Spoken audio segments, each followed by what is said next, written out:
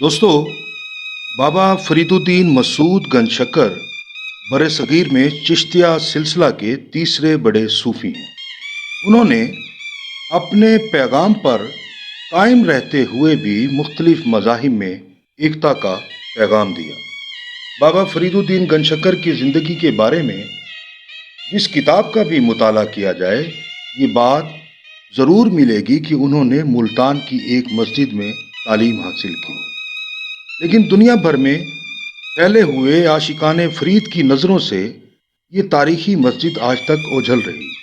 ہم اپنی پہلی یاترا میں یہ مسجد دکھا بھی چکے ہیں اور اس پر تفصیلی بات بھی کر چکے، لیکن بابا فرید الدین گنج شکر کی زندگی میں اس مسجد کی اہمیت کا ایک بہت ہی اہم حوالہ اور بھی ہے۔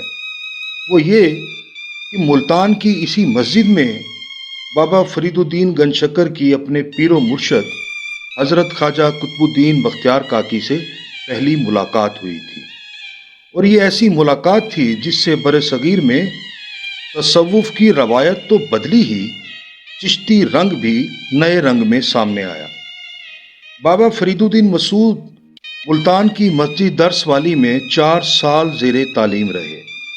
ملتان میں ان دنوں وسط ایشیا کی بدامنی سے بھاگے ہوئے بہت سے علماء کے خاندان آباد تھے۔ بابا فرید کا ننہالی خاندان بھی ان دنوں ملتان میں ہی مقیم تھا۔ آپ کے نانا مولانا وجیہ الدین خجندی بھی انہی علماء میں شامل تھے جو وسط ایشیا سے آ کر ملتان میں آباد ہوئے۔ اسی طرح درس والی مسجد میں بابا فرید الدین گنج شکر کے استاد مولانا منہاج الدین ترمذی بھی وسط ایشیا سے ہی آ کر ملتان میں رہنے لگے تھے۔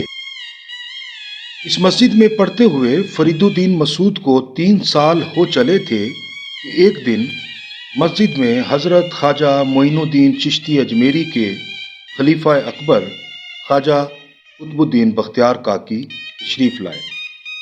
انہیں دیکھتے ہی بابا فرید کے اندر ایک غیر معمولی کشش جاگ اٹھی۔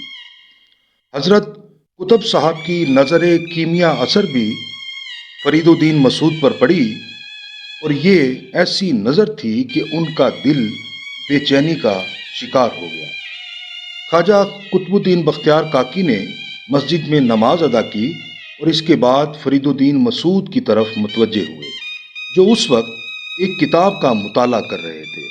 حضرت قطب صاحب نے پوچھا، کیا پڑھ رہے ہو؟ انہوں نے جواب دیا، نافع پڑھ رہا ہوں۔ انہوں نے پوچھا، یہ کتاب تمہیں کیا نفع دے گی؟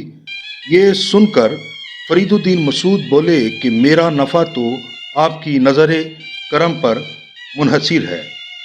حضرت قطب الدین بختیار کاکی سے مل کر بابا فرید الدین کو محسوس ہوا کہ انہیں ایسا رہنما مل گیا ہے جو انہیں روحانیت کے راستے پر آگے بڑھا سکتا ہے۔ ادھر قطب صاحب بھی ان کے شوق تصوف اور ذہانت کامل سے بہت متاثر ہوئے۔ تاریخی روایات سے ثابت ہوتا ہے کہ بابا فرید الدین ملتان کی مسجد درس والی میں ہی اپنے مرشد کے مرید ہو گئے تھے۔ اس ملاقات میں ہی ان کی زندگی کا رخ بدلا اور چشتی رنگ بھی ایک نئی لہر سے ہمکنار ہوا۔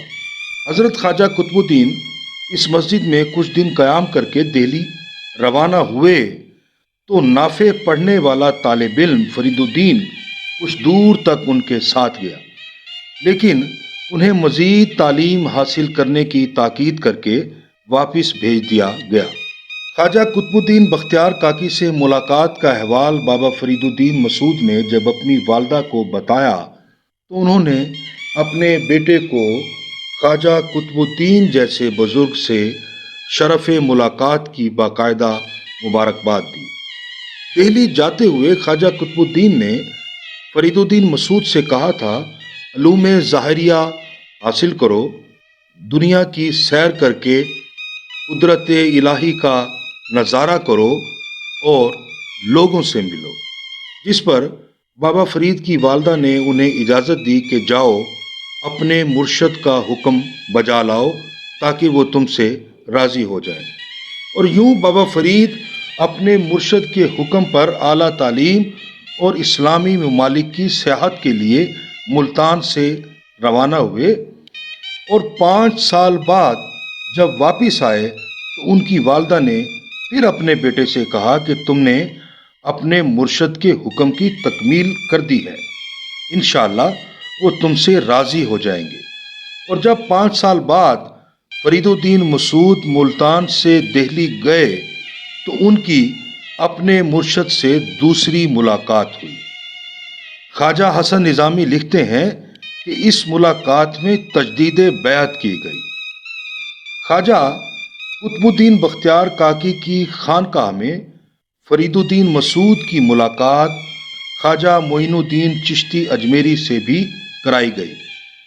خواجہ معین الدین چشتی اجمیری فرید الدین مسعود کی بے انتہا ریاضت اور عبادت سے اس قدر متاثر ہوئے کہ اپنے مرید خاص خواجہ قطب الدین سے والہانہ انداز میں کہا، بابا بختیار، تمہارے ہاتھ ایسا عالی ظرف شہباز آیا ہے جو بہت بلند پرواز ہوگا۔ فرید ایسی نورانی شمع ہے جو سلسلہ درویشاں روشن کرے گی۔ یعنی ملتان کی مسجد درس والی میں ہونے والی ملاقات سے بہت سے چراغ روشن ہوئے۔ آخر میں ہم بات کریں گے کہ خواجہ قطب الدین بختیار کاکی ملتان کس مقصد سے آئے تھے۔ بہت سی کتابوں میں یہ لکھا ملتا ہے کہ وہ حضرت بہاؤالدین ذکریہ ملتانی سے ملنے کے لیے ملتان آئے تھے، لیکن تاریخی حوالوں سے یہ بات درست نہیں، کیونکہ ان دنوں حضرت بہاؤالدین ذکریہ خود حصول تعلیم کے لیے وسط ایشیائی ممالک کے سفر پر تھے۔ خواجہ قطب الدین بختیار کاکی 1194 عیسوی کے لگ بھگ ملتان آئے۔ تاریخی روایات کے مطابق وہ ملتان اپنے مرشد کے نائب کے طور پر آئے تھے اور حضرت جلال الدین تبریزی بھی ان کے ہمراہ تھے۔